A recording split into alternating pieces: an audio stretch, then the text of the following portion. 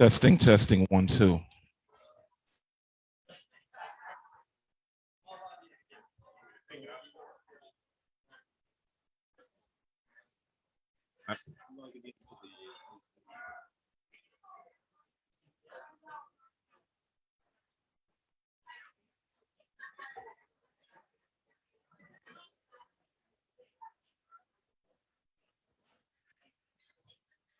Testing.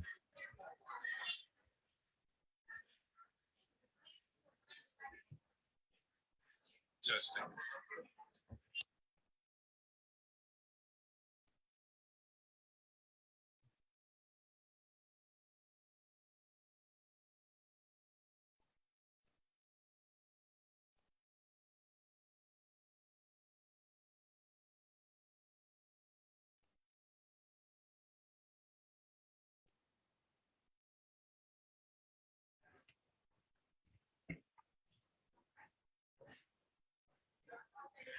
Thank you, everyone, for coming. We have some people who are just trying to get registered, so we're going to take them through the registration, and we'll be starting in 2 minutes. Would all the panelists come please take your seats up front, and we'll be ready to start momentarily. Thank you for coming. Good evening. Okay.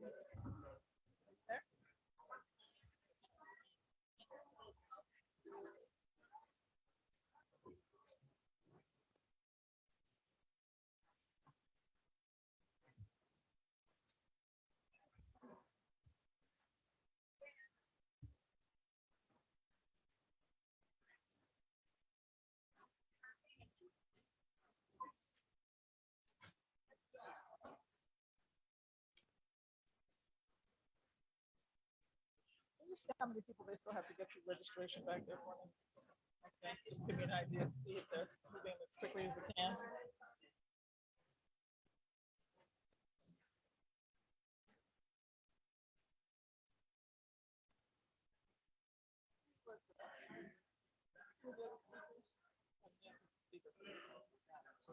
Can you call him, please? I haven't seen. If he's not here, then you should get him. And I'll let Senator Bader come sit next to you.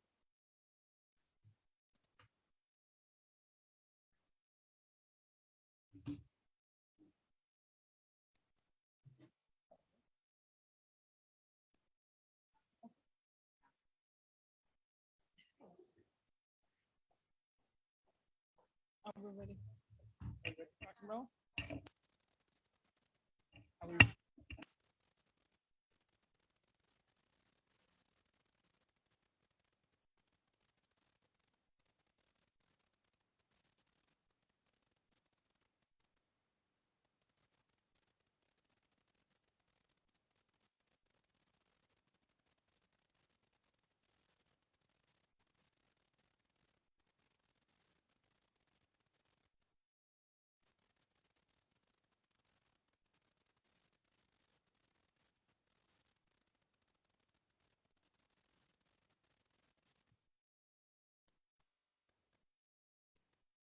An expectant hush over the room here this evening on this October the 18th, 2021, here in Pontiac, Michigan. We're here in our very own Bowen Center, our senior center. And as you see, is having their parking lot redone after a lot of time and expectation and waiting. So it was supposed to be gravelled in by today, but they didn't get it quite all done, as sometimes that happens. But the seniors are happy and expectant for getting this done after a long way. We're happy to deliver that, and we'll get the whole thing done for them finally at last. Right, Abdul? Who's working on that? Our engineer. Thank you for that. But we are here today for the first live town hall on the American Rescue Plan. At least I assume that's why you're all here. Everybody's interested in this $37.7 million that has come to the city as part of the COVID relief plan passed by Congress. And it is our obligation, our opportunity, our responsibility as a city to set forth a respectful plan for how, have a seat, Glenn. Okay. Okay, have a seat. I know, we'll take care of that. Respectful plan to spend this money. And I see a lot of you are interested in just how we spend that $37.7 million. So first, I would like to take the opportunity not only to recognize the people from Mighty District 1, all right, and the people from Mighty District 2. There's some others who are also invited to come. Anybody, these are open, but we particularly wanted to divide them up so we had a chance for people to have some real interaction with what's going on, be able to ask questions, as well as to hear from our panelists who prepared some remarks for you, as well as to really have some exchange about ideas. This has been great to do, to have stakeholders who are involved in community engagement. We've done this in my 8 years as mayor in so many different ways. We did that with the master plan. We did that with our economic recovery plan. We spent a year and a half working together. We did that over a weekend of CNU, charrettes, who helped us decide how we would do and we develop our downtown and our central city area, right, Senator Baer? You were there with us as well. And so we're doing it again now as we have this $37.7 million. So that's a lot of money. And as people heard about it, and we've known about this award since February, we didn't know we were going to get $37 million. Back in February and March, they announced that we would get 5.8 million, which wasn't as much as we needed to get. And so we had a number of people who worked with us in the legislature to say Pontiac deserves to have the same allotment of money as cities of like size in the United States. So with the help of our senators and our other federal and state legislators, we were able to get Pontiac declared and I signed the waiver that Pontiac is declared a metropolitan city for a year so that we can get the same level of allotment as other cities our size in Michigan. So that went right to the Secretary of the Treasury to get that done, but we got it done because you can be a lot more transformative with 37.7 million than you can with 5.8. That's what we're here to talk about today. Now, this is going to be a series of town halls, and I thought the best way to give everybody a chance to participate because we're going to let every citizen have a way of expressing themselves and having a say in how we spend this money and get ideas. So tonight was the first live one. We did one by Zoom already, and District 1 and 2. Just so you can tell your other friends in District 3, 4, and 6, theirs is going to be October 21st, and that is going to be at the Ruth Peterson Center on the north side of town. And then we're going to have one for District 5 and 7 together. We're looking together the districts, but that place is to be determined still. And then we're also going to do one for nonprofits particularly, and that is going to be hosted by the Open University Pontiac Partnership, and that's going to be at the center, Student Center at Open University on November the 6th. So we're also going to do one on smart city infrastructure. So that is going to be announced very shortly. So we want to give a chance for everybody who wants to have a say in how you develop a plan to have an interaction in doing that. And then we're going to take all this interaction and take it to council. And I've asked for council to have a retreat so we can say, this is what people want. This is what they need post-COVID. These are the eligible expenses. This is the kind of plan that the city needs to have. Now, get Alexander, please. I'm going to have our program manager come in because we'll help to set this up. She's going to tell you a little bit about the outlay for the evening, but I just wanted to give some introductions. And everybody got, I believe, as you came in, a copy of the summary. Can you give me one of those right there? Okay. A copy of the summary, the frequently asked questions sheet that we did. And yes, that looks like this.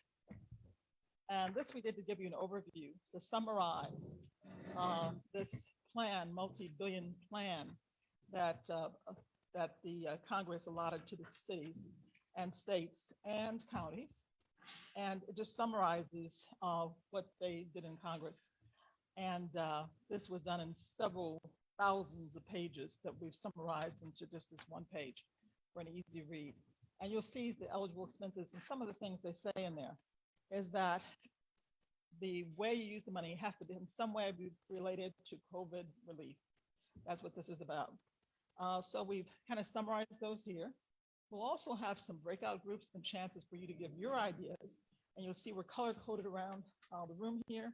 And we'll talk a little bit about that after you have a chance to hear from some of our panelists who will give you some information about how this American Rescue Plan works. So that's what I wanted to start with, but I also wanted to introduce some other people that are important to us because they're the people who have helped us get this far with many of the legacy projects we've done, as well as getting the American Rescue Plan money. But they're also the people who are vying for our attention to see that they're going to carry us on forward from this point.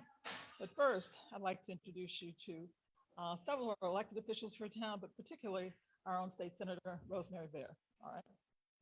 Never recognize. And what I've asked her to do particularly is when we talk about $37.7 million is quite a bit of money, but the county has a huge amount of money. Where's our county commissioner? 364 million, right? That county has a huge amount of money. The state has even more, an enormous amount of money. And they haven't decided yet how they're going to allocate that. But we do know that in many states and many counties, they're allocating in such a ways to help to leverage the city money and build projects that they can increase the money by getting an allotment from the county and or the state. So that's also what we want to do. We're talking to our various legislators as well as our candidates who are here to see how they're going to handle that. This plan, although money doesn't have to be spent in 2026, it has to be incurred by 2024. And so to do things that are transformational, it takes a while to plan, to think them out, to make sure there are things that have a long-lasting impact. Now, there's some things that don't have a long-lasting impact, and I thought I was at a conference once, and I've done a number of these to find out how American Rescue Plan money should be used. So somebody asked, well, what if I just give everybody in my city a share of the money? And so I did math, and I said 62,000 people in Pontiac, and it's gone up even during the pandemic. We went up 62,000 people to 37.7 million. That's $608 per person. And what if we just gave everybody $608? All right. And well, for one thing, that wouldn't be long lasting because no, we'd all spend it, right? And that wouldn't give long lasting impact in the city. That wouldn't be transformational necessarily. And besides, you can't do it because it says right here, that was the answer that when the person asked the question, that you can't use this COVID relief money for anything that's essentially lowering taxes. And by giving everybody an output of money, that's essentially lowering the taxes that they would have to pay for the city. So that was a good idea, but sorry, won't work. So we already thought of that one.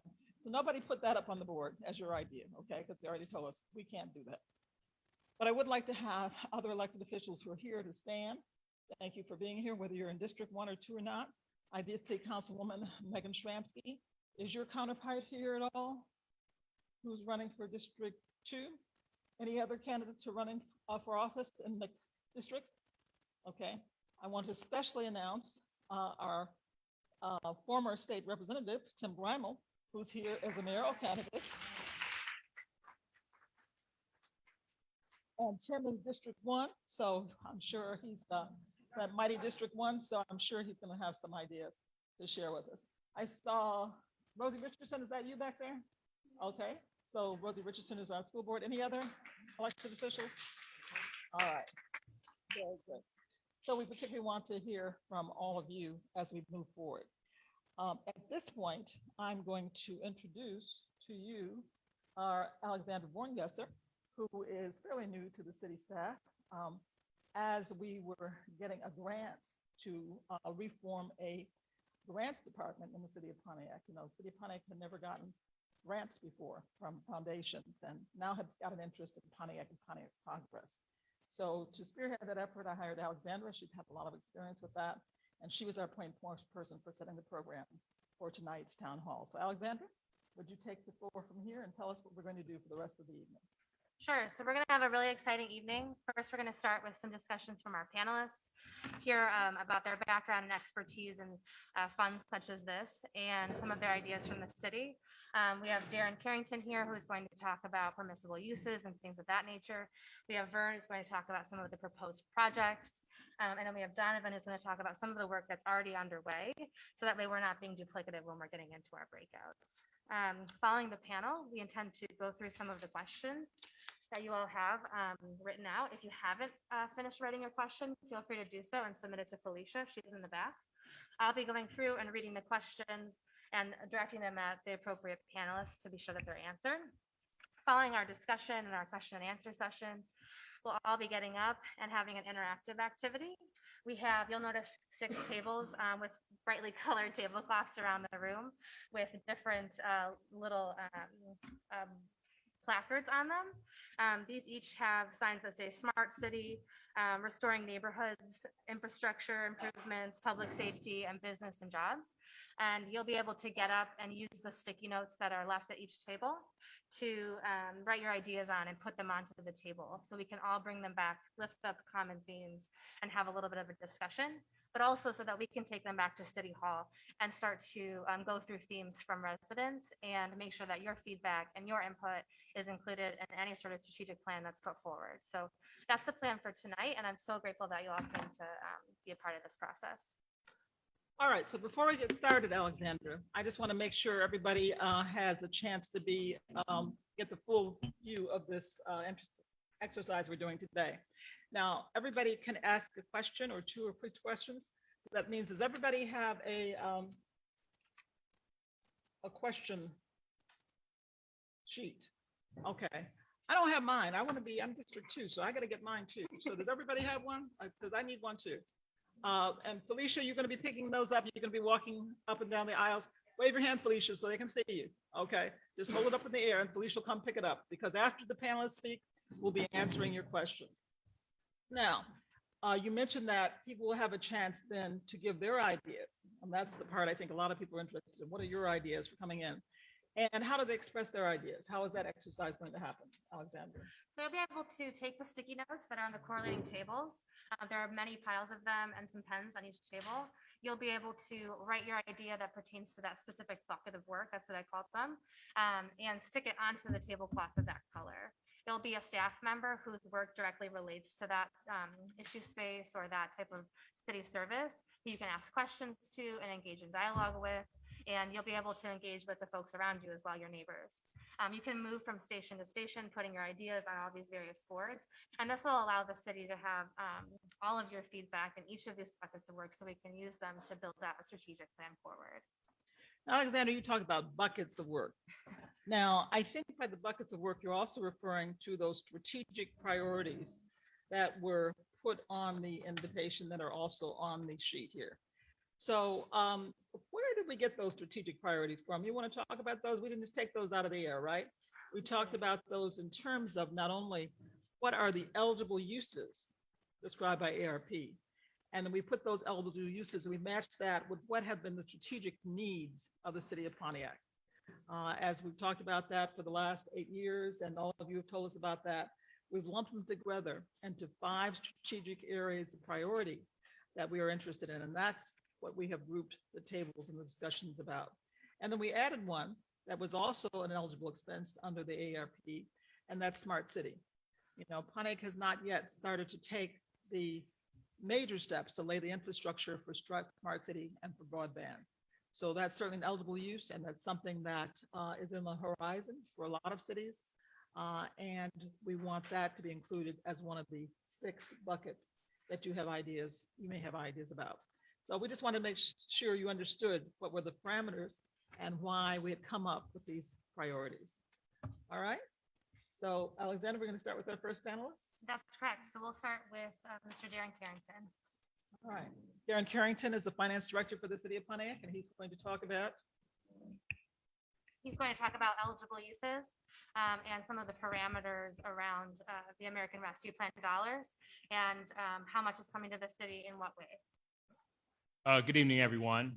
Again, my name is Darren Carrington, and I'm the finance director for the city of Pontiac. Want to welcome everyone here. It's actually a very important endeavor that we're embarking on here. So, excited to see the turnout and look forward to hearing everyone's thoughts and ideas as we move forward this evening and move forward through this process. As has been articulated, the city got an allocation under the American Rescue Plan, or ARP as we refer to it, of $37.7 million. About half of that, $18.8 million, we've actually received that money from the federal government. This program is through the Federal Department of Treasury. So we've actually received half of the funds already. We got those back in June of this year. And in June of next year, June of 2022, expect to receive the second half of that. So the money has already been not only allocated, but we've actually gotten half of the cash into the city's coffers. And money's been placed into a separate fund, and we will be very transparent in terms of how it's not only spent, but how it's tracked and allocated. We have a dedicated standalone fund that will be utilized for the ARP funds. Additionally, when we look at, American Rescue Plan, as I'm sure you know, it was designed to address the negative impacts from COVID, both the health and economic impacts. And so that's kind of the core of what the purpose of the program is, and serves as kind of the foundation of how the funds can be spent. There have been about 5 areas that have been identified in terms of spending the money. Again, the first is looking at the negative health impacts. And each of these areas are generally pretty broad. This is still a fairly new program. We're still getting guidance from the federal government, but by and large, I would say that for the most part, there is a fair amount of flexibility in terms of specifically of how these monies can be used within the various categories that have been laid down by the federal government. So the first area is looking at the negative health impacts from COVID. That serves as a pretty key area of the legislation, as well as, I think, an expected use of the funding. So everything from testing to prevention of dealing with the pandemic, education, all those things could fall under that particular use. The second area I would identify would be, again, this is again a pretty broad area. It's dealing with ways in which to counteract the negative economic impacts that are associated with this pandemic. So that can take on a number of different things. For example, you could be talking about grants for small businesses, grants for entrepreneurs, some type of relief for businesses that suffered. It could be job training due to increased unemployment, helping people get back into the job market. It could be education for people to enter into the job market, but anything that would, again, be related to counteracting those negative economic impacts. So when we look at the pandemic rise from COVID-19. The next 2 areas are probably a little bit more specifically related to, the city of Pontiac and local governments. And the first is to replace any lost funding. As you know, many governments, saw a negative economic impact as it related to revenue, whether it was tax revenue, because people weren't going out as much, or people were changing their behaviors. This program allows governments to recover any lost revenue, and there's a specific formula that we have to follow in order to replace that. The fourth area is pay that goes to workers, essential workers or hazardous pay, to help offset the increased risk that a lot of workers incur in order to carry out their day-to-day activities. And then the last area is a somewhat broad area again, but it gets into infrastructure, primarily focused upon water and sewer infrastructure. Roads directly are excluded, but I think indirectly communities are looking at ways that can be monies can be utilized for that purpose. But it's when we speak of infrastructure, we're talking about water, sewer, and as the mayor mentioned earlier, information technology or broadband is another area that can be utilized under the infrastructure. So those are some of the key areas that I think kind of make up the program. The thing I would really stress is, these areas are fairly broad. Just in context of normal government grant programs, So I think that's a good thing. We do have, we have to make sure that we follow these principles, and even though we receive the money, we do have to file regular reports to ensure that we are consistent with the way in which the program is laid out. So I'm going to pause there, but certainly if there are any questions in terms of any of these particular categories and how the money can be utilized and moving forward, don't hesitate. We would love to hear from you and provide responses. Thank you. Great. Thank you so much, Darren. Next, we have Vern, who will talk. It is on. Next, we'll have Vern, who will discuss some of the projects within the city that have been proposed or potential projects that the city has already begun to look at. Vern Gustafson is our senior planner in the city of Pontiac. And that's why we asked him to speak on this topic. All right. Well, thank you, Mayor, and also Darren. Gave us a great introduction, and I won't belabor what we had just said, but I had the opportunity to prepare for this. I had a number of conversations with former colleagues and friends of mine in many large and mid-sized communities throughout the Midwest and also on the East Coast. And the takeaway that I learned was three things. The process is complex. And basically how I would describe it is basically building the plane as we fly. And it does require to change that mindset in regards to prioritizing competing programs, initiatives and ideas, and to simplify it even further to what Darren was referring to. Think of it in regards to two buckets. One is for relief and recovery for those who have been hit hard by the pandemic. And then secondly, the second bucket would be investing in economic, social, and also physical infrastructure to establish a bright future. I think that's two things we need to really consider as your ideas are being disseminated throughout and as we move forward. And I think it's important to say that from what I was hearing and understanding is that we want to make sure in 10 years from this date, when we appropriate all the dollars and monies throughout various pots of money, we need to, did we merely just spend the money or did we invest it? And I think that that's something you need to consider also. And then I think it's important, and what I did hear was some top, I would say, how many do I have here? I got about top 13 projects that were somewhat similar in nature in regards to from these former colleagues and friends of mine that work at municipalities, work in planning, economic development, and community development.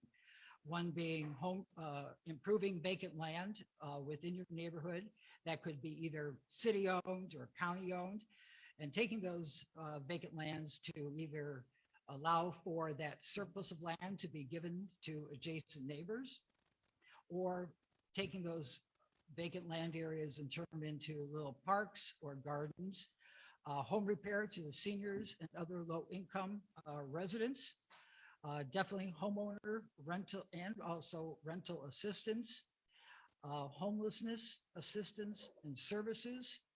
And with that being said, what I was hearing the most out of all of that was talking about housing counseling in regards to how to provide the residents with the proper information so they could go from a rental situation to a homeowner situation. And definitely with that included with that would be job skill training, specifically in regards to the public health sector, workforce development, food assistance, definitely programs and facilities for the youth. And talk actually about 3 communities I talked to, actually mental health and domestic violence came to the top. Neighborhood beautification, that could also include parks, youth and recreation centers, and lastly, arts and cultural investment and also physical improvements to those type of facilities. That kind of concludes in regards to kind of my perspective in regards to what I found. Thank you, Vern. So those are Vern's ideas. One of the things we find as we look around, and I'm sure we'll have lots of ideas for this room, is that everybody has ideas about how we could spend and how we could perfect the community. So that's our Vern coming from a planner. If you talk to our DPW engineer, he'll come up with his whole list and he'll spend the whole $37 million fixing our roads and sidewalks. So it all depends on the perspective. So everybody's got a different perspective here, and we're going to pay attention to that. One of the things, this has been going on for quite a while. As I said, the awards were announced by the federal government. We knew we were going to get this money back in February of this year. So a lot of cities have had a chance to think about this already. In fact, at a number of the conferences that I've attended, including the Michigan Municipal League, which is the largest association of cities, municipalities, and townships in the state of Michigan. There are many cities there who've already planned out their spending. So, and very carefully thought out the things that they've been trying to do and didn't have money for, and now have the opportunity to do it. So that's what I want to have Pontiac citizens to have a chance to do, Senator, to be able to think through how we could make this money transformative. So before we get to the next speaker, I did see a couple of other elected officials would come in. I do want to recognize those now. The other, Alexandra Riley, if you'd like to stand and be recognized, our other mayoral candidate, also District 2. We did have, thank you, James Johnson. I saw you here, my Congresswoman, Brenda Lawrence. Representing Brenda Lawrence in the House, great. I also did see the other District 2 candidate, Brett Nicholson. Where are you, Brett? Thank you for being here. All right. We have, and how can we, Maddie, what are you hiding over there? Maddie Hatchett, our County Commissioner Emeritus, also our school board chair. And I saw also Melanie Rutherford. Where are you at, Melanie? Also a candidate for District 1. All right, I just want to have a chance to recognize people as they came in so you can see your candidates and they can see you. All right, Alexandra, who's next? Great. Next up, we have Attorney Matt Gibb, who's going to talk with us about business development, job creation, and different ways that we can leverage these dollars in coordination and partnership with the county or the state or other partners. So why don't we switch spots? Or we're going to switch spots. Hi, everyone. How's everybody doing tonight? Good. It's beautiful outside, and it's so great to see everybody here tonight. A lot of you have a passion for Pontiac, like I do, and the mayor, and couldn't be more happy to be part of the team. One of the approaches that I've tried to think through in my head about this funding source, the American Rescue Plan funds, is how do we leverage these funds so that they don't just become a one-time expenditure? Meaning we get creative and we say, okay, we're getting this nice allocation of funds, and well, we'll spend it on these 6 things. And then after we spend it on those 6 things, well, we made some good impact, but did we really leverage that in a way that we identified some needs in our community that we could utilize these funds in a way that makes more funds? So what do I mean by that? One of our concerns that we have in Pontiac from an economic development and a business growth standpoint is exactly that, is business growth. What are the barriers that we look at as far as why our small and medium-sized businesses, particularly those businesses that have been founded here in Pontiac, that have been part of the community in Pontiac, many of those have been minority-owned businesses. What are the barriers? What are the challenges that they're really truly facing? Is it that they can't find workers? Is it they can't access capital appropriately? Is it that they don't have the resources maybe to write the type of business plans that would make them qualify for other opportunities? Maybe they don't understand how to bid for certain things from a government level. They put in proposals that maybe just missed the mark because there's not those types of resources that are out there. And so how can we look at the ARP money in a creative way as a community and start to ask those types of questions? The questions that are really focused not on, well, you know, is there $10 that we could use here that would be impactful? And I bet there is. I bet we could come up with 100 different ways to spend $1 million that would be very impactful. But if we start to ask the questions that say, if we took 100 businesses in Pontiac, particularly in our minority communities, both the Hispanic community, the African-American community, and others that are here that are so vibrant, we have so many entrepreneurs here that really just kind of do their work and do their job. And if we start asking that question, well, what is the barrier?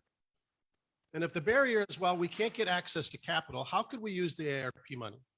Well, we could use it in a way that said, well, let's create a loan guarantee fund, or let's create a fund that allows entrepreneurs within the city of Pontiac to capitalize on these monies and solve some of their credit issues. Because one of the problems with small businesses right now is getting credit, is having the ability to go to a traditional lender and get access to money. You need money. You got to buy equipment. You have to hire an employee. You have to do those types of things.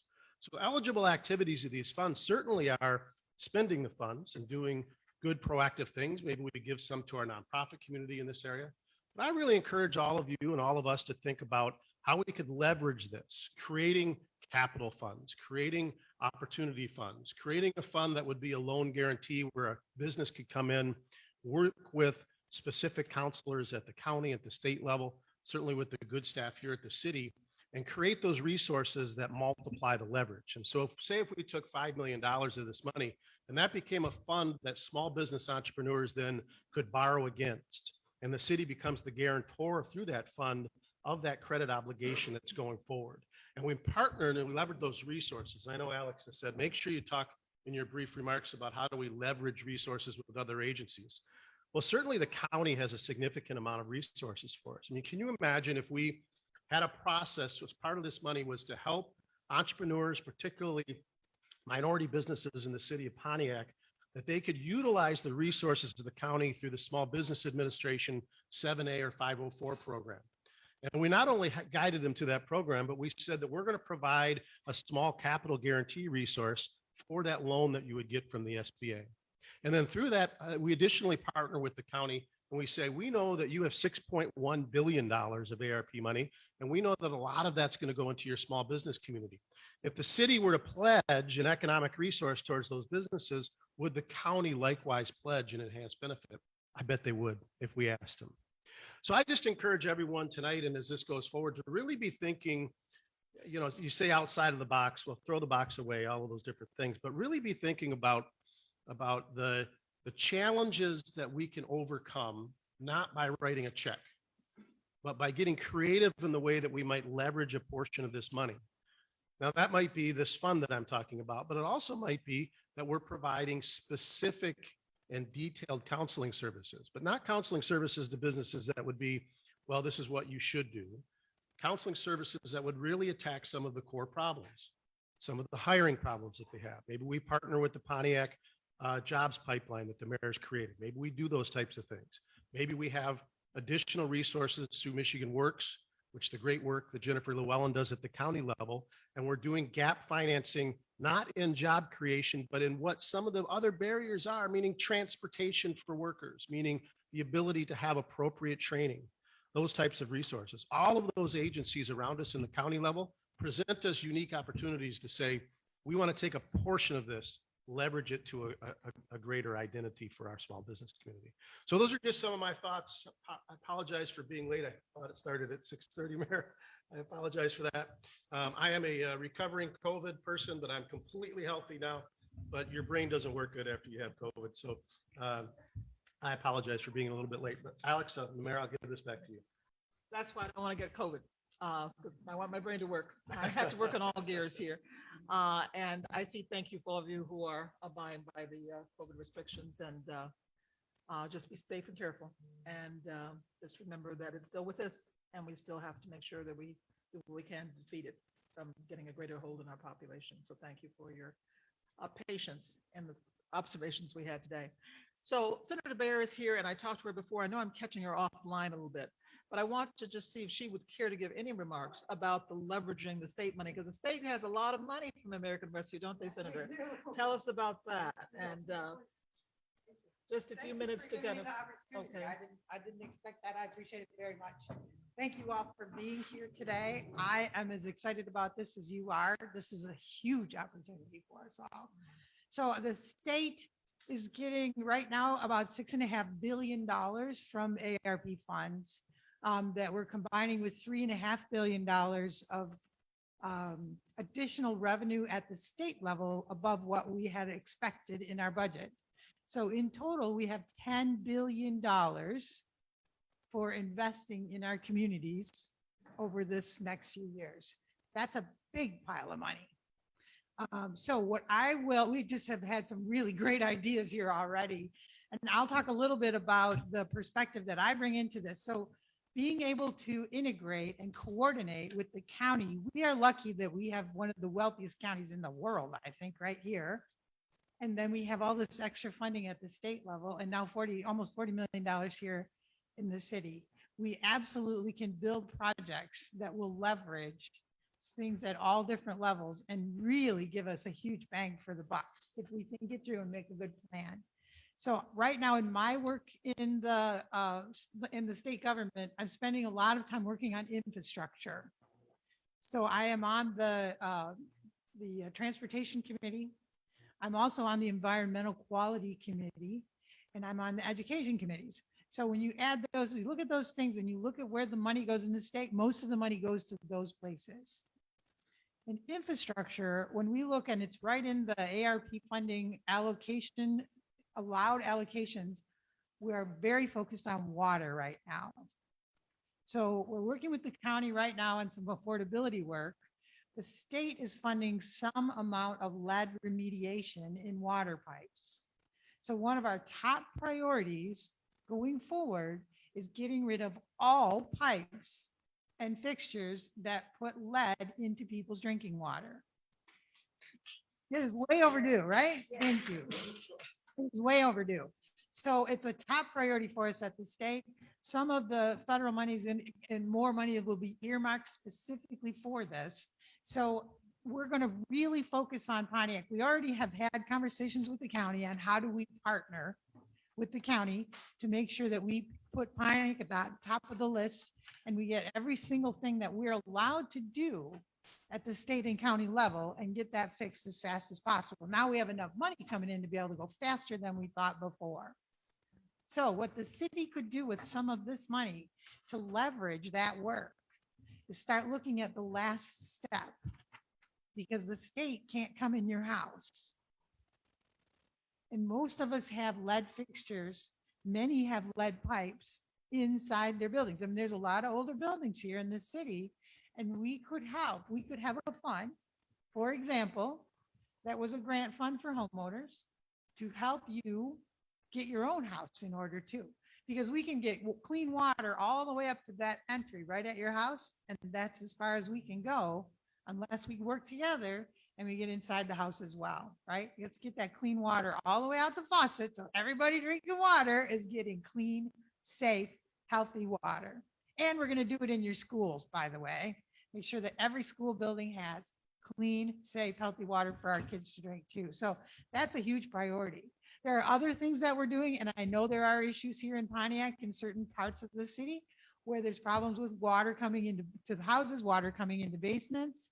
We have a lot of infrastructure plans that are being worked now at the state level to start fixing some of those water, stormwater, wastewater issues that we're having across the state. So that's another way to partner. We can do the same kind of project. The city could partner and be a part of a funding stack. Maybe the last piece inside the house is a little check valve that goes in the basement that keeps the water from coming up. Those are like $10,000. That's not everybody has $10,000 laying around, but a little help for that last piece that goes in the house, that could make the difference between a really happy place to be and an uncomfortable one. So those are some good examples. So I will take the infrastructure piece because I spent so much time working on that and say that, you know, just like your business development conversation was really good too. All of these areas that are identified are all really interesting when you think about big change, right? Big change. Let's make all the water safe in the whole community. Awesome. So well said, Senator Baer. That is another thought. And actually, people are going to put that in some of their buckets here. All right. Before Alexandra introduces the last panelist today, we just see everybody's writing your questions. Pick them up, and that's where we're going to go next. We're going to be answering some questions and then give you a chance to really also tell your ideas and deposit it along these tables here that we have set up. So is that Donovan next? Donovan? All right. Donovan Smith is our junior planner in the city of Pontiac, and he's going to tell you, although we're getting this money for these 5 buckets of eligible expenses, He's going to tell you what we've done in the city so far and what we have planned to see. We have been working and putting dollars to use, and it'd be good to get other dollars as well. Donovan? All right, thank All you, right. Mayor. Thank you, everybody, for coming out tonight. Donovan You gonna go Smith. over there? Okay. Okay. Yeah, so what I want to briefly share with you is the city has been active in some of our programs and creating some of the impactful changes that we're talking about establishing today. So I kind of want to share some of those with you and kind of allow you a chance later to see where we do some of these changes and what districts and areas those are in. So we do have our community development block grant program. And there are kind of three main or three smaller programs we support with that bucket of money the city receives. The first is our sidewalk improvement program. And those are areas designated by staff that need improvements to the sidewalks. They're damaged, corroding, or wearing away. And these are areas designated that we take those funds and actually make repairs to those areas. Our second program is the Demolition Program. And since 2007, we've demolished upwards of 900 blighted, burned, deteriorated, or damaged beyond repair homes that don't really add to the value but take away from it. So we've gone and demolished homes owned by the city, owned by the land bank and other sources, and actually have those removed. And you can see today there are values related to home ownership and property values that we are seeing a rebound as a result of being able to do and operate programs such as those. So when we think of impactful changes, we're looking at things that we can do today that we can see the benefit of further down the line.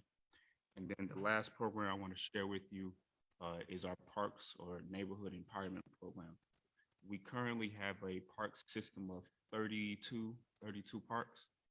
And over the past 4 or 5 years, we've established over and allocated roughly $350,000 of our community development block grant funds towards park and long-lasting improvements in our parks. These range from new playscapes, concrete work, tree removals, pavilions, play fields and ball fields, and sign improvements, all within our park system. So what we provided once we get moving around and into the activities is on to your right, there are several maps that indicate districts, and you can see where those demolitions have taken place in your area. You can see where sidewalk improvement programs are established or ongoing in your area. And then you can also see which parks we've used our CDBG funds for your record, and also just to give you an idea of what, like I said, those improvements we can make and recommend and ways to use these ARP funds. So with that, I look forward to working with the public improvement and safety table, and we can get started. Thank you, Donovan. And I think, Donovan, it's pointing you to the map. We have one for District 1 and District 2 to show where we've been spending our money from CDBG and other resources and grants we have gotten for infrastructure repairs and also street repairs. Got major street and road repairs from the grants we have gotten. One of the things he mentioned was CDBG, which is now handled by the county. That was something that was turned over by the emergency manager.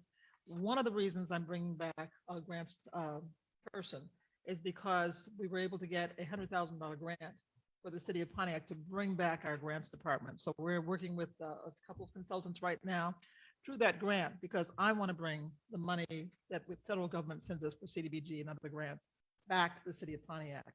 And that's what we're working on being capable of doing, because we pay the county 20% to administer for it. And I want to cut that out. So we're doing that, and we're going to have that study finished. When, Alexandra? Well, it's an ongoing process. It's a tiered process. Our current but our current- schedule is to be The done. current schedule is after the end of the year. Yes, right. That's what my goal is. All right. So moving forward, we have questions now, Alexandra? We do, Okay. yes. So how I'm going to handle the questions is there's several duplicate questions. So if I see one that's already been asked, I'll just let you know that that one's been asked. And I'll direct them at the larger group, and anyone at the panel is welcome to answer. So first, We have, can the funds be used for seniors for home improvements and other services such as lawn and snow removal, as well as minor home repairs or installations of ramps and things of that nature? I'll answer that. I'm very happy to do that. That is actually on the first page of the summary we did for you. Not only can it be done, but I'm very happy to have some ideas myself. I'm going to be filling in some of those posted notes.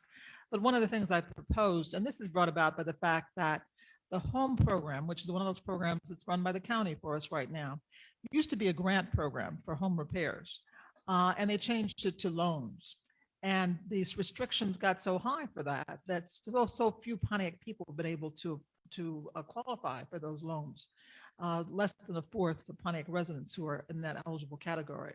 So I want to use this ARP money to set aside some money to now turn this back to grants. And that's very much an eligible usage under this ARP money. So yes, it can be used. Not only it can be used, but it's specifically mentioned as one of the suggested uses under the aliquot of improving our neighborhoods. Great. And Mayor, this is another question that I think you can answer is how might these ideas that are generated and collected from the town hall here today and the various others that we intend to have, how can those remain citizen driven and how will we use this information to build a plan forward? This remains citizen driven by the fact that you are engaged. Citizens have their voices heard when they come and be goat. You're here to be engaged. You're here to have your voices heard. We plan to take your ideas back to city council, as well as to share them with other people who can effectuate them and make a plan. But in the end, you as citizens have to make sure that your elected representatives carry forward what your wishes are. You've got to be involved and you've got to follow this through. So that's just my opportunity to you, as well as saying, yes, that's what this is all about. This is your money. This is for every citizen in this city of Pontiac. And that's why you need to have a say in that. And that's why we're having these town halls, right, Claudia? That's why you're here, right? Okay, thank you. Okay, and this is actually a question that I think can be directed to someone who isn't a panelist, but Ken, if you're open to it, you might want to answer this question. What attributes define a smart city? Are you okay with that, Ken? Sorry to put you on the spot. Ken works in IT for the city and he's working on the Pontiac Smart City Initiative. What attributes define a smart city? Can broadband infrastructure be tackled at that scale? And what efforts are being envisioned? What sort of leverage opportunities are there for smart city? Sorry, Ken.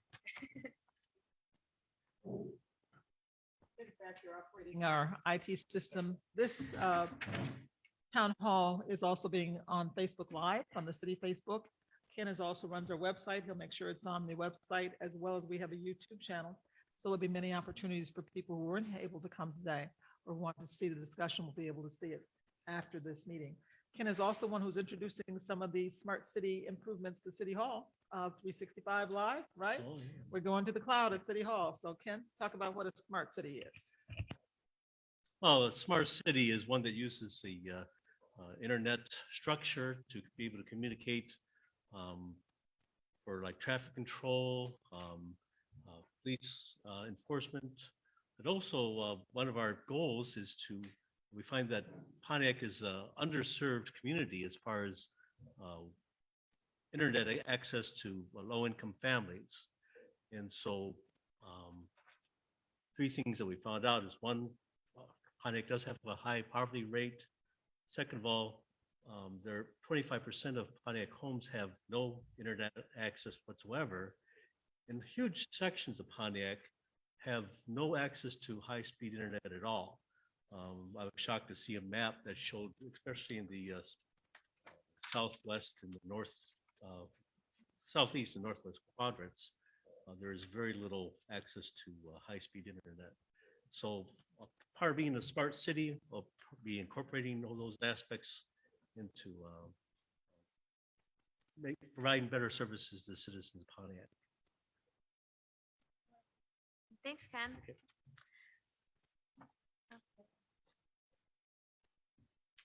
So there's a couple of these where I'm having trouble with the handwriting. So that's what my face is. Perhaps, Darren, this is for you. Where exactly does all of the ARP funding come from? Where is this money coming from? I just want to say where's Where's the money coming from? So Yeah. the funding came from a federal law that was passed earlier this year, signed into law by President Biden. So under that act that was passed by Congress, the House and Senate, and there was an appropriation that was included by Congress. So the money was simply appropriated by Congress. The money was appropriated by Congress via the American Rescue Plan Act, and that act provided the direct funding for the money that has been allocated and received thus far. Thank you, Darren. And this one kind of tags along on that. How soon will the 37.7 million be deposited in the city if it hasn't already been? So half of the money has been received from the federal government and it is in the city's coffer. So this just under 19 million, about 18.8 million has actually been received. That money came in June of this year. So that money is reflected on the city's books. As I mentioned earlier, it's placed into a separate fund. And additionally, the second half of the allotment of $37.7 million, we're expected to get that next June of 22. And the money, according to the American Rescue Plan obligations, is that it must be incurred by December of 2024. Correct. So although we have until 2026 to spend it, it has to be incurred. What does incurred mean by the federal government standards? Essentially, incurred means that it has to be a plan has to have been designed and approved. So let's say there's a project or a program. It has to be in place and approved by December 2024. You have an additional 2 years to actually spend that funding.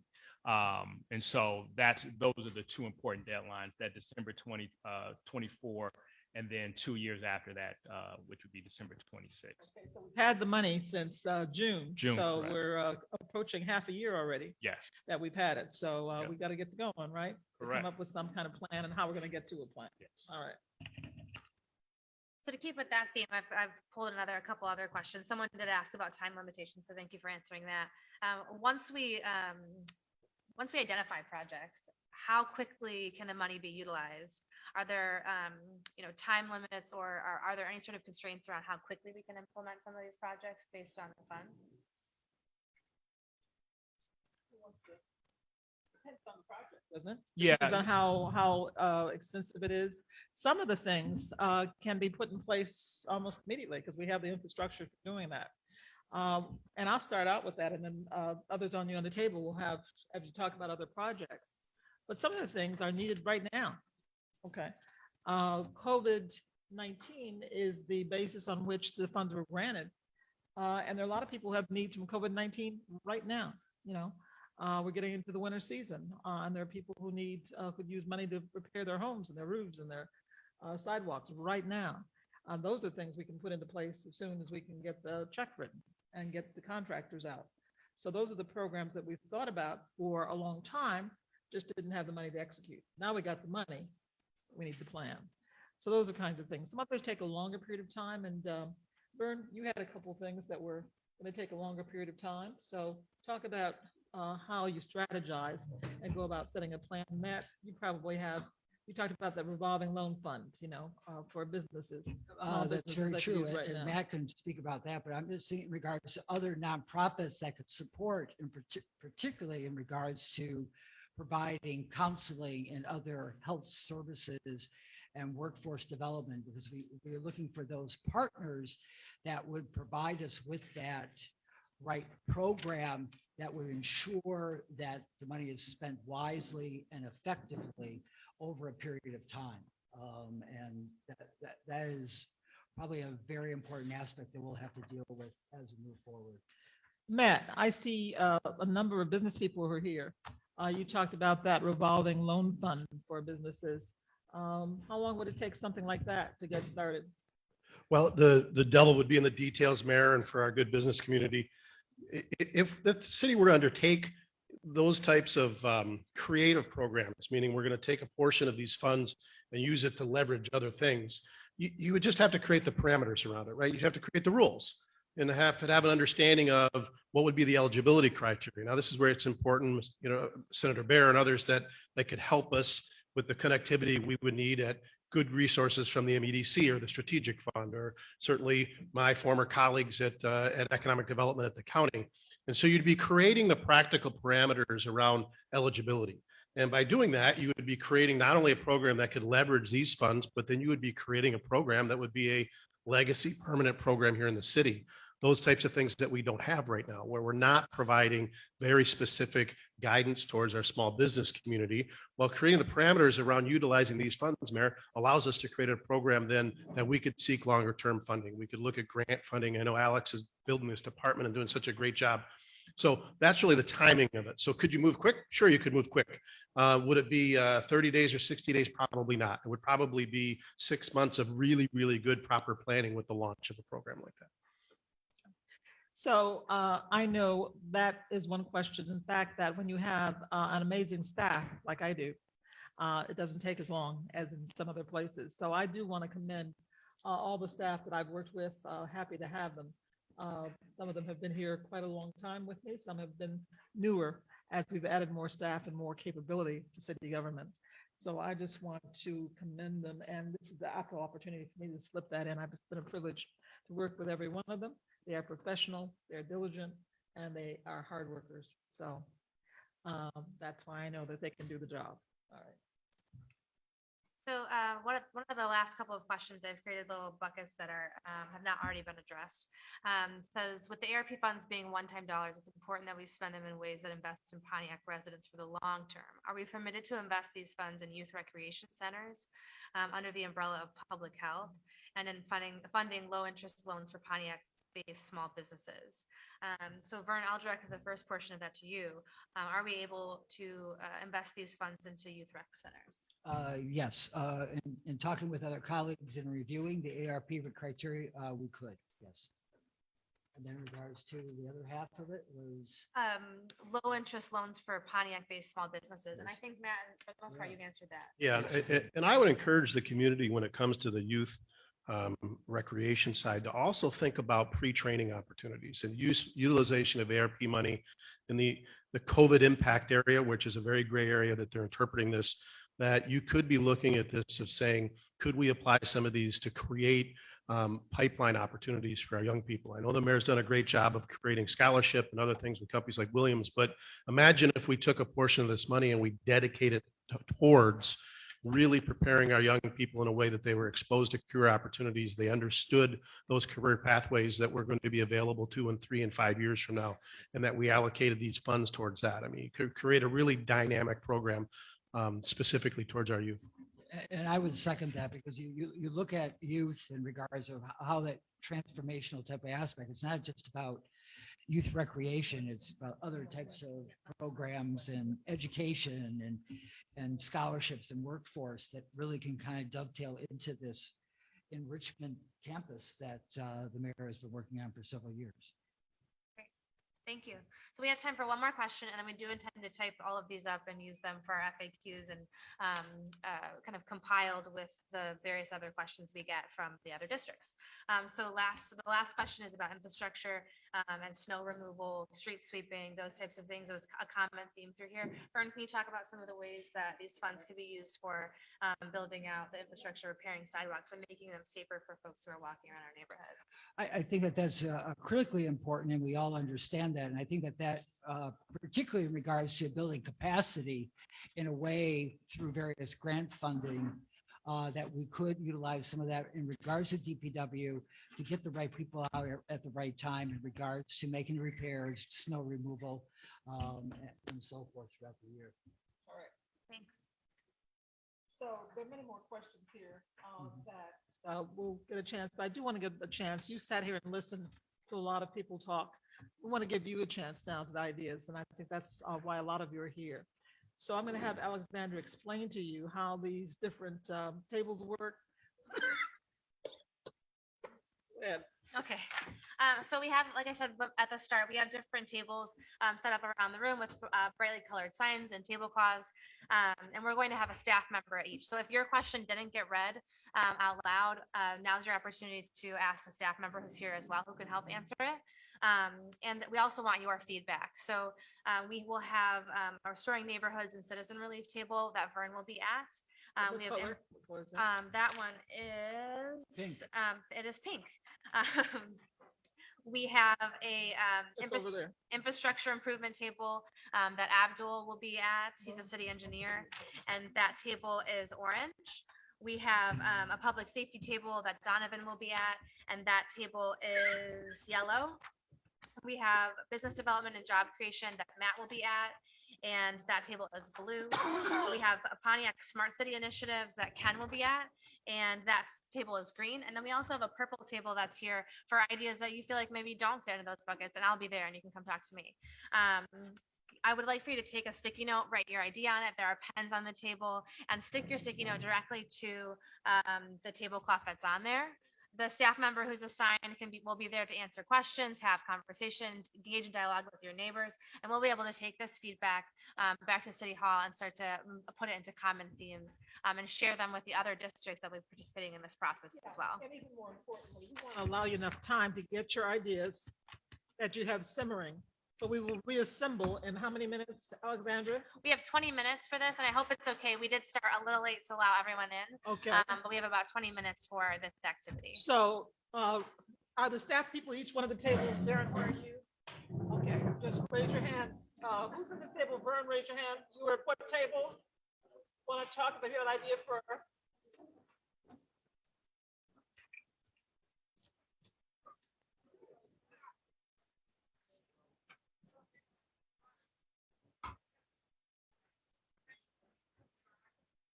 Alexander, you're over here. Yep. All right, now what you should do is come back.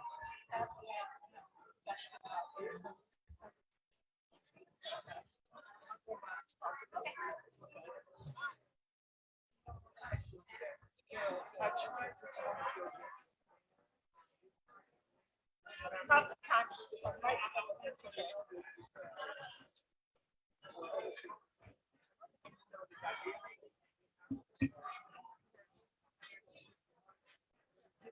Really busy with this right now. No, we'll talk about that. Hi. Yeah.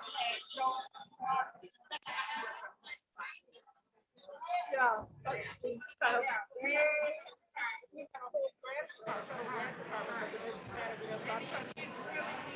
I'm trying to bring it back.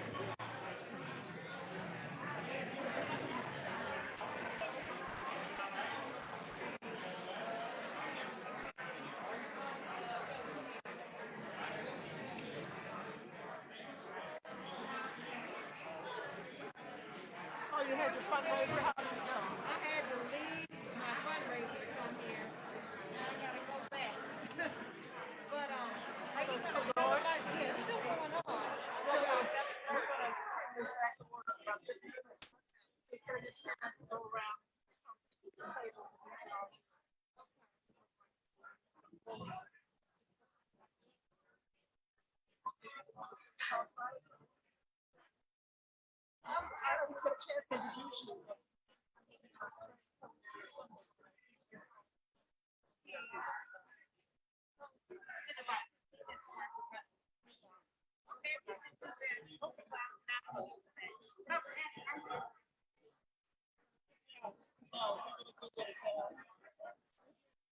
Thursday for this.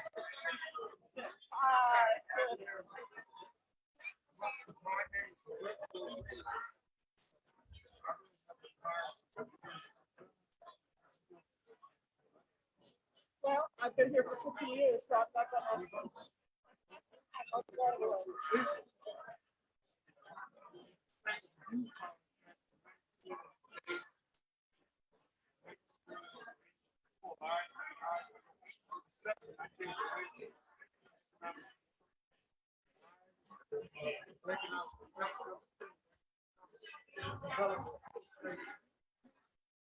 Get all that. Give me you did that. I may want to call you about that. Write your name and address. Okay. Hello. Yes. Yes. But it doesn't address the main question that we have homeless because nobody can live on $14 an hour. We have homeless, educated.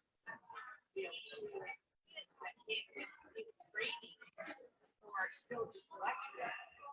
And all this thing, it's so wonderful, but it all starts with bottom line. Education, education. Teacher, okay? I was a business woman my whole life. I went to college in 73. And I was on the road. Unheard of, okay? I agree with you wholeheartedly. Huh? I agree with you wholeheartedly. Yeah, I mean, so I'm leaving because I'll say something, I'll be sorry. You know,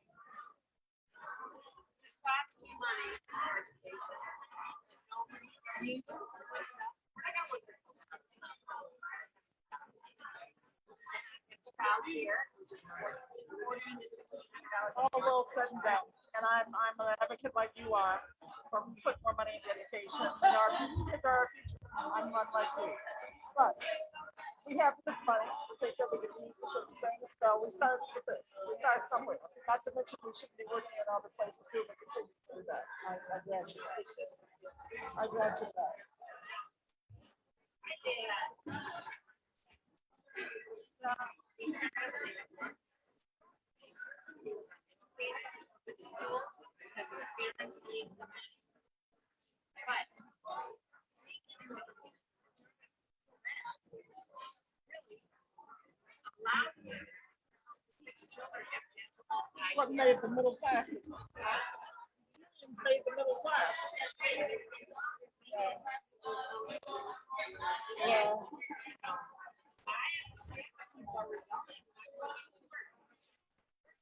At $14 an hour, they can't put the child in daycare for 6 years. People want to be heard and what their needs to be. So this is just a drop in the bucket, I grant you, but it is a drop. So we're going to keep it. It's for the best. Not to mention it, like I say, a lot of us have to take care of. I do it wholeheartedly. Thank you for coming. And Okay, if you have an idea or two, leave it. I have one idea. Okay. Keep that too. And,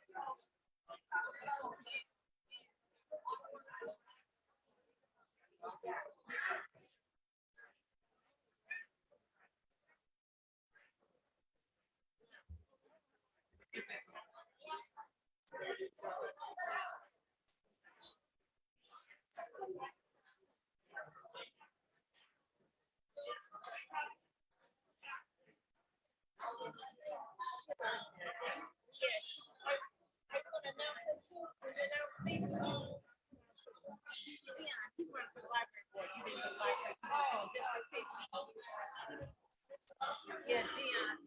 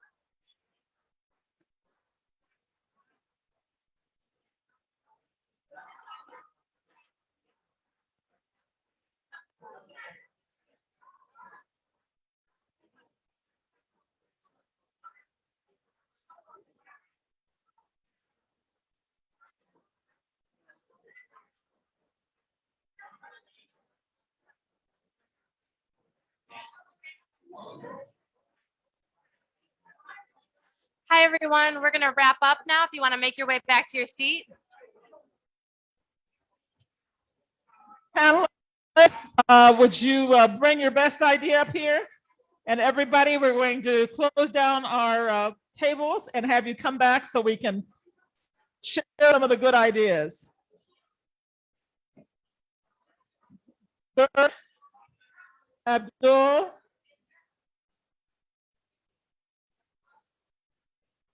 two minutes.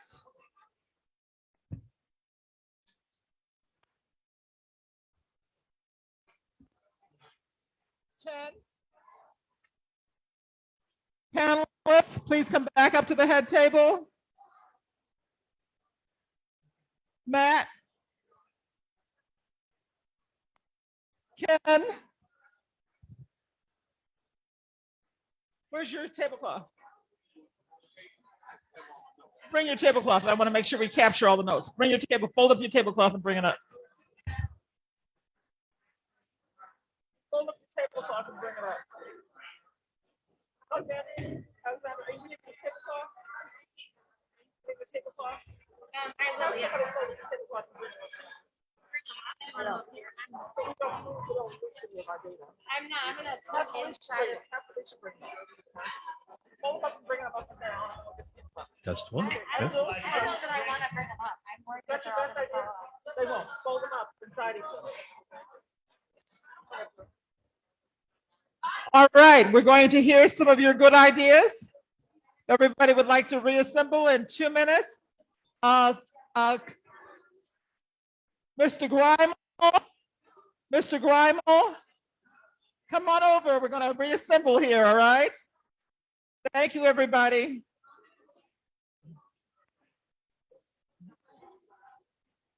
One minute, we're going to, Councilwoman. We're going to reassemble now so we can hear some of the good ideas. It's going to be late. Okay. I'm just calling everybody to come in. Donovan. Burn. All right. All my panelists would come back up front. Matt Gibb.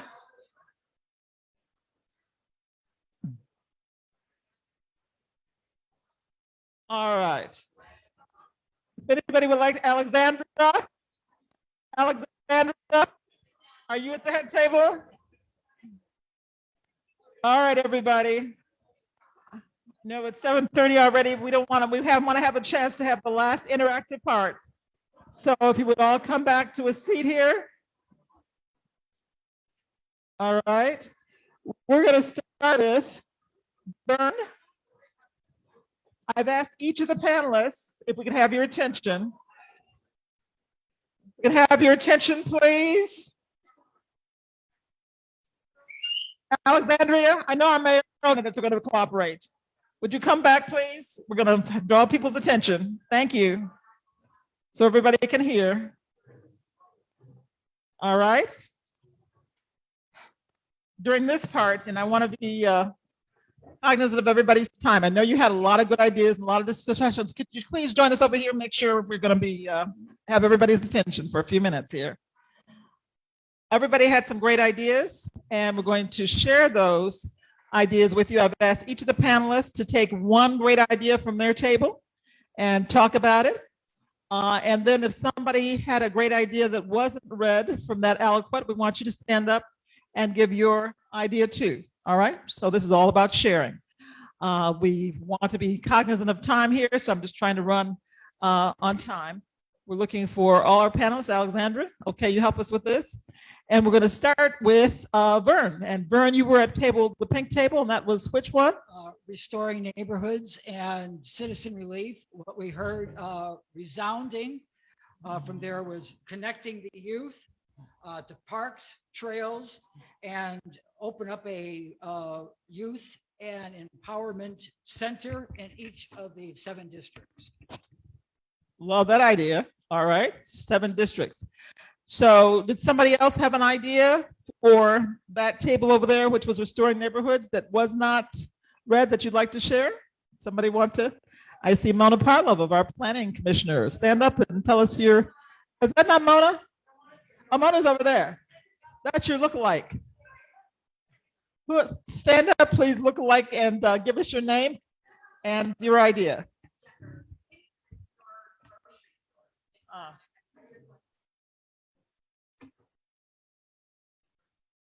All right.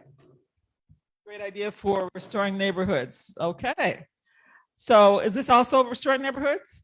Okay. Blair McGowan, everybody know Crowfoot?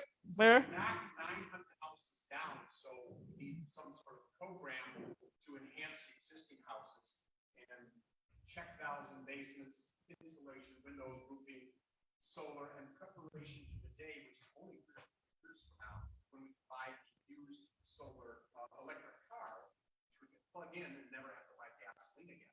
So to the extent that we can develop a program for housing, it would be the other side of demolition. Hey, that's a big one.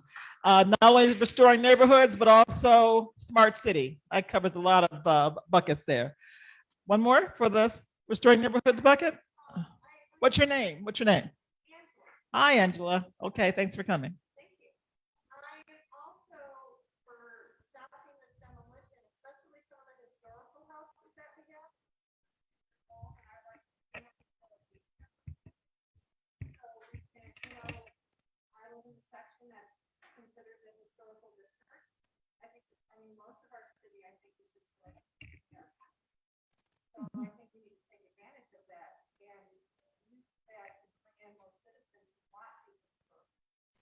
Good idea, Angela.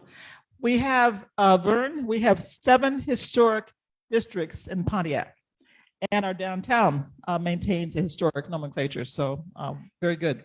All right, our second table. Let's go to Abdul Siddiqui, our city engineer, and he was at the table for infrastructure. So what was a good idea that came from your table, Abdul? I think it's on already.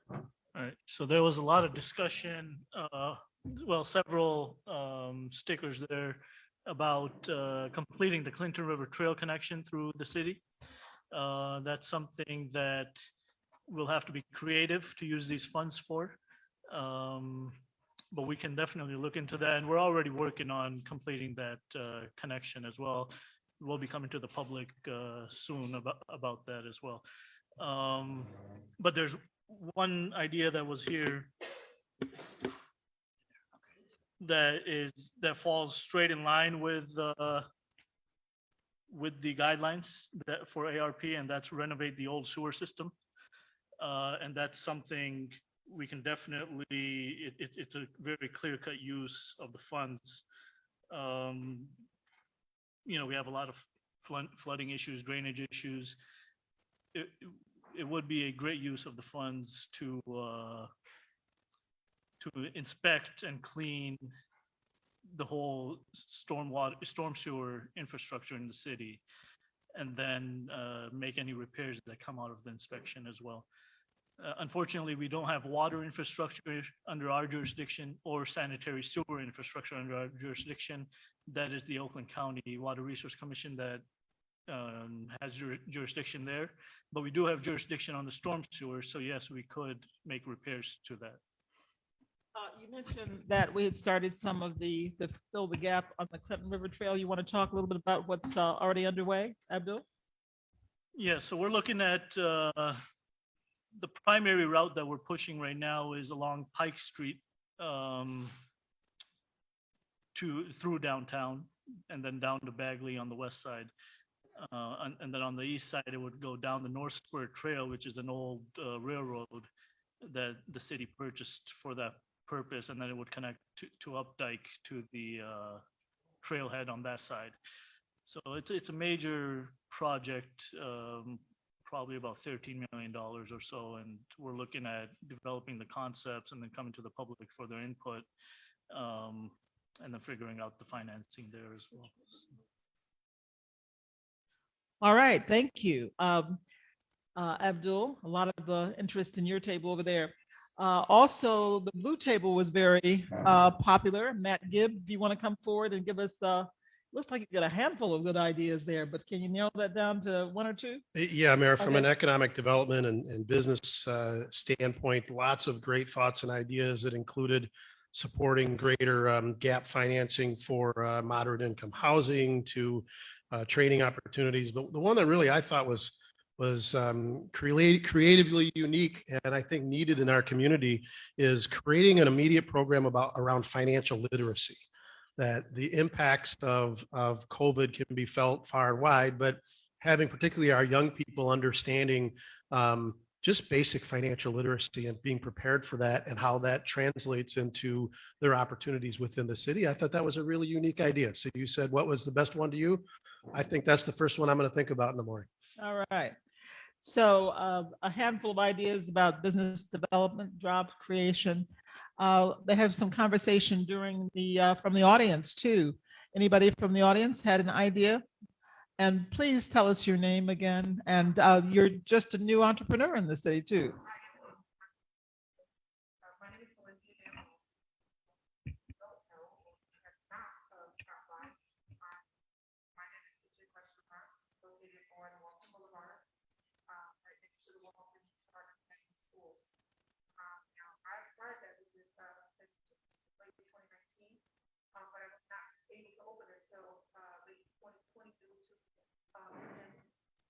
I'm here today because for the first year, I experienced this myself because of the effects of the pandemic. I was being in essential business, but I'm not essential to serve the people. I'm not just there to make money. I want to be part of the community. I feel I'm existing, but I have moments away from my doors being closed because of the effects of the governor's, ruling for the mandate of closing and sitting up my staff open and closing, being able to only serve curbside. I've seen my business go up and down, or more down and up. And I'm not looking for a handout, but I am looking for a hand up. Before I started that business, there was without occupancy for almost 4.5 years. I don't want to lose it, not only because it's still attached to my dream, but in doing that, you want another building that just sits dormant. I pay taxes. You want another place where there's no taxes. You talked about not just writing a check, but investing. city to help invest in, other businesses, to help us sustain it, of course, working with it. But, Attorney Matt did talk about, being able to get parameters in place that will help, over the long term and maybe 6 months down the road, I'm telling you now, as and what Mayor Worthing said, I need this. I need help now. I've called, I've asked, and they give me 211 and said, you can call OSA. And these places have long waiting lists and things like that, and they give you help for residential, but there's no immediate help for commercial businesses. And that's what I'm saying. I've come to give my input that if we have money that's already been, allocated, and it's sitting in a fund and it's waiting to be used, I'm a business that's saying I'm about to close my doors and I'm about to go under if I don't get assistance that helps some kind of way. And that's why I'm here. And again, not for handout. I want to be a person that will not be a liability to the city, but to be an asset. Because I also want to partner to be able to help. Like I just last month partnered with a nonprofit organization to feed the Hope Women's Center.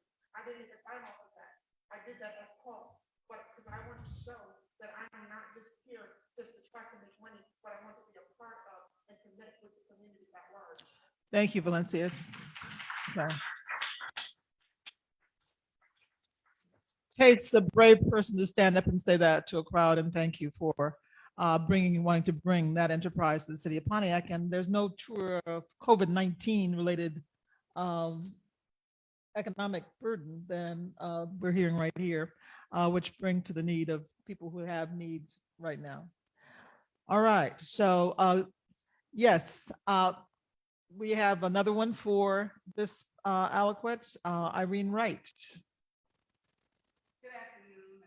I was right, and it's not a novice idea, but until the city and the school district begin to collaborate and make sure that we're investing in our youth, either through the literacy or financial, educational, or whatever means, all of the bricks and mortar, all of the dollars will not be reinvested. We must invest in our youth. Absolutely, absolutely. Thank you for that. And as we say, there's ways to invest in our youth through the ARP. We just got to phrase it the right way and make it COVID related. But we know how to do that, don't we? Okay. All right. So the next bucket is public safety, and that was Donovan Smith. Donovan, tell us about a great idea from your table. Yes, thank you. So we had a couple ideas that came from our conversations around public safety. There was conversation around bringing the Pontiac Police and Fire Department back into the city with the use of the public safety dollars. And then we also had comments related to further improvements around sidewalks and creating an opportunity or a way for residents and citizens to more accurately get comments and complaints regarding sidewalks to the city, and then the ability for the city to address those concerns. Okay. Very broad areas. Does somebody else have a thought for public safety? Our deputy mayor was here. I know you have an idea for public safety because you've been working on one of those agenda items. Stand up, Mark Holland. Is that you over there? All right. Your turn to speak. Okay. Tell us about an idea for public safety that would be related to American Rescue.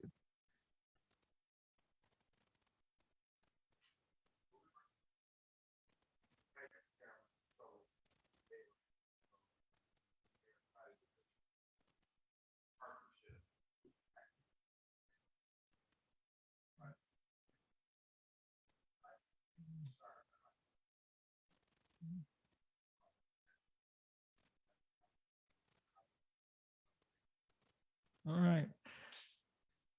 Yeah, that's okay. Applaud. Yeah, I know there's some ideas that have been waiting for. I know there's a few people who've had to leave. There was someone who joined us that I do want to recognize, and that's Julia Ruffin, a candidate for District 1. District 1. Right.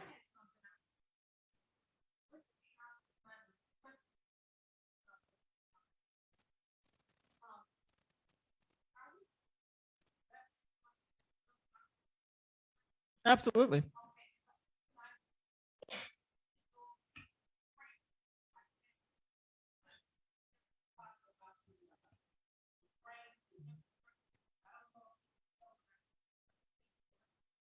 Right. Okay, we're not gonna let you give a speech. Okay, but we're not gonna let you give a speech. But we did want to announce the candidates, and we thank you for the ideas. We want them to keep coming. All right, thank you. All right. All right, the next aliquot that we didn't cover is green, and then who was at the Smart City? Ken Martin, you had a great idea. I know there were a lot of ideas in terms of Smart City.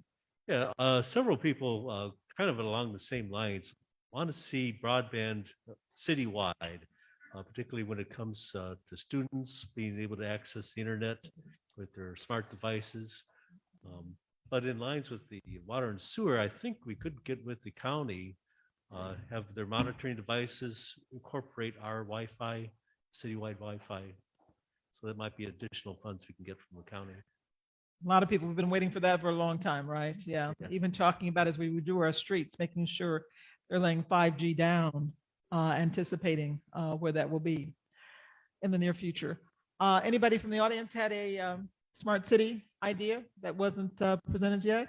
Angela, right, okay.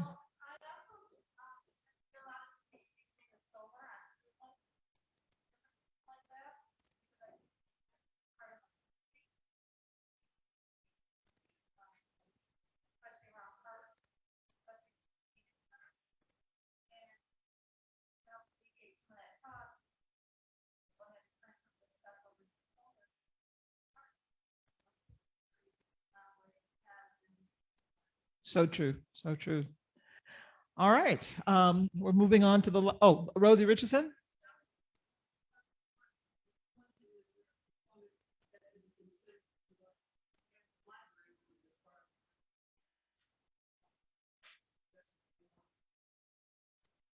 Yeah, I think when they think of that, they think of it citywide, you know, that's where my hope would be, that we do it citywide, right? Exactly. The library, and I've known this ever since I was a library board chair, that the lack of broadband in so many of our households meant that people came to the library often just to use the computers, you know, just to use the computers. So that was very much emphasized the fact how much we needed to make broadband more available. I want to get to the last aliquot. That was the purple one, and that is Alexandra. You are over there. Come on up here so we can see you. What idea came to the other? I don't see one in your hand.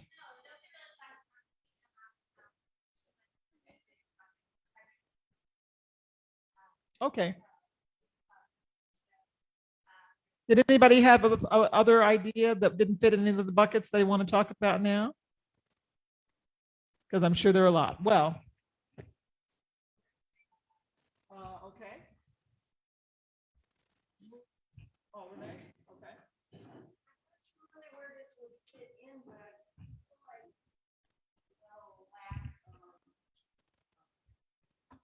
Marketing and enhancing and putting priorities for communication and promotion for their assets. I know somebody did mention something about historic homes and some of the fabulous buildings, and I know, you know, there are, every once in a while I see something on this old house and it markets a building in a particular town, and it's not necessarily all those people right in that town that they're going for. They're going for people that some developers that might be from outside the city that might be able to take that one building, say on Green Street and Huron, that nobody seems to be going for.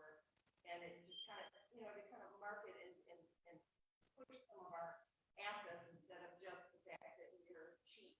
You know, we've got things to sell cheap, and we've got land that's low cost, and we've got tax rates.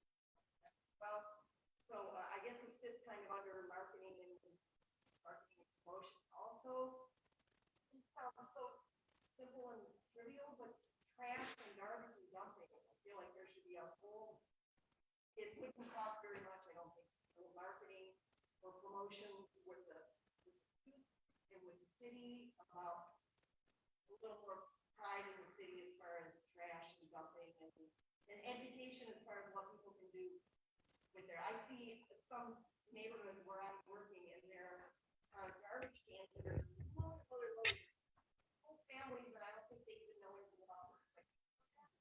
So just some more of that might help us overall push the city. I thought a couple other ideas. Thank you, Renee, for that one. I'm gonna go 1, 2, 2, and let that be end, okay? Please. necessarily fits in all of it, but one of the things we were talking about at the community was how to make the city more, not necessarily vibrant, but more attractive to young people. We can afford staying that comes with it. So is there a way to spend some of this money, like research, if it's something having to do with streets that are considered high risk? And I absolutely disagree with that. Having safer, Seminole Hills than it ever was driving down or anywhere. In my auto, car went up $100 per month for PLT. I wonder if we can spend ARP money to quote you on a bulletin board somewhere in the city, you know? What about if we did that? Okay. Thank you. Good thought. Good thought. Anybody else? I have one. Please stand and tell us your name and what is your idea?